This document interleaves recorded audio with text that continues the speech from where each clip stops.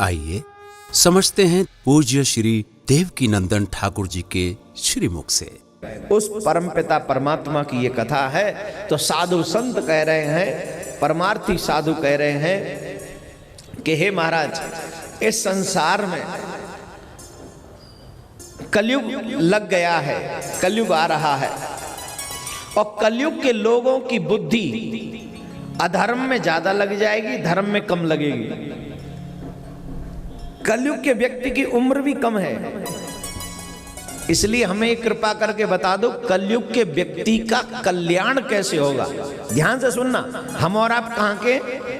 हम सतयुग में नहीं जीते, हम द्वापर युग के नहीं, हम त्रेता युग के नहीं, हम लोग कलयुग के लोग हैं।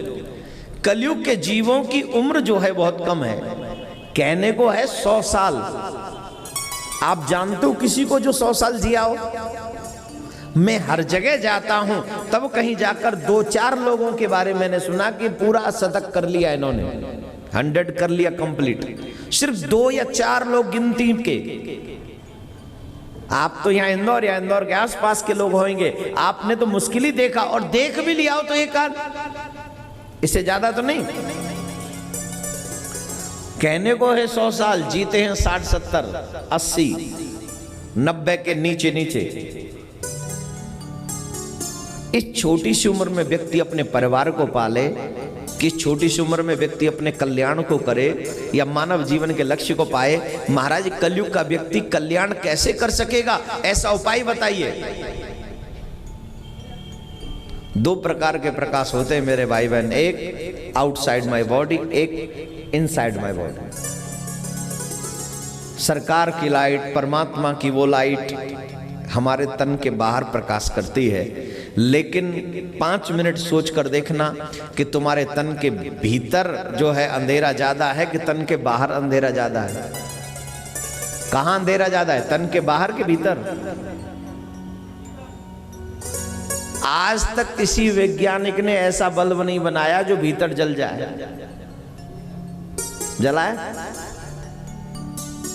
भागवत ऐसा बल्ब है कि जो इसमें सच्ची निष्ठा के साथ श्रवण कर ले तो मन में कभी अंधेरा रह ही नहीं सकता। ऐसा प्रकाश है, ऐसा प्रकाश है ये भागवत। लेकिन भागवत में फिर एक बात बता दूं, नींद तब आती है जब पाप ज्यादा हो, आलस्य तब आता है जब पाप ज्यादा हो, कथा में मन तब नहीं लगता है जब पाप ज्यादा हो। अगर पाप हो तो क्या भागवत सुनने का अधिकार नहीं? बोले है, 2 दिन फाइट करनी पड़ेगी तुझे। कैसे? बोले जब कोई हमारा घर में आके बस जाए, छीन ले, तो हमें फाइट करके छिनाना पड़ता है ना। वैसे ही पाप हमारे इस घर को अपना घर समझे बैठा हुआ है, तो हमें इसके साथ फाइट करनी होगी। और जब हम फाइट कर लेंगे 2 दिन श्रीमद् भागवत कथा सुनने के बाद, तो वो पाप अपना ये घर छोड़कर भाग जाएगा और हमारा घर निर्मल हो जाएगा, और फिर इसमें ठाकुर जी वास करने लग जाएंगे। क्या बोलना पड़ेगा? इतना धीरे बोलेंगे? अरे अब तो इंदौर में बहुत काम हो गया, मॉडर्न हो गया इंदौर, अब तो और जोर से बोलो। ये बात ऐसे बोलना चाहिए। सूत जी महाराज कहते हैं, हे ऋषियों, कलयुग के जीवों का एकमात्र कल्याण करने का रास्ता है, अल्प समय में जो अपना मोक्ष चाहते हैं, भगवान के विषय में भागवत कौन बोले? अथातो ब्रह्म जिज्ञासा।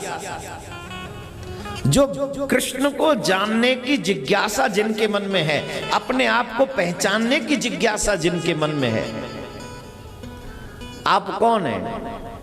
आप कहां रहते हैं? आपका नाम क्या है? ये 3 चीजों का जवाब आप एक बहुत छोटा सा देंगे। मैं इंदौर में रहता हूं, मैं फलानी कॉलोनी में रहता हूं, मेरा नाम ये है और मेरा काम ये है। लेकिन ये तो तेरे शरीर का एड्रेस है। तेरा एड्रेस क्या है? जब तेरा शरीर जल जाएगा, चिता में जला दिया जाएगा मरने के बाद में, तो तेरा एड्रेस भी उसी के साथ खत्म हो जाएगा? नहीं होगा। पर तू तो कभी खत्म ही नहीं होगा। जो तू बोल रहा है, जो तू देख रहा है, तू तो कभी खत्म होने वाला विषय ही नहीं है। तो जब तू खत्म ही नहीं होगा तो अपना एड्रेस तो पहचान ले जाने से पहले। जब तक तुम सिर्फ खाने की बात करते हो ना कि मुझे कुछ खाना है, मुझे कमाना है, मुझे ये करना है, मुझे वो करना है, तब तक का एड्रेस इंदौर का ही है। और उससे ऊपर जब सोचोगे तो इंदौर का एड्रेस खत्म हो जाएगा और सीधे सीधे ठाकुर जी के चरणों का एड्रेस तुझे प्राप्त होगा। और वो एड्रेस है वृंदावन में, गोलोक धाम में।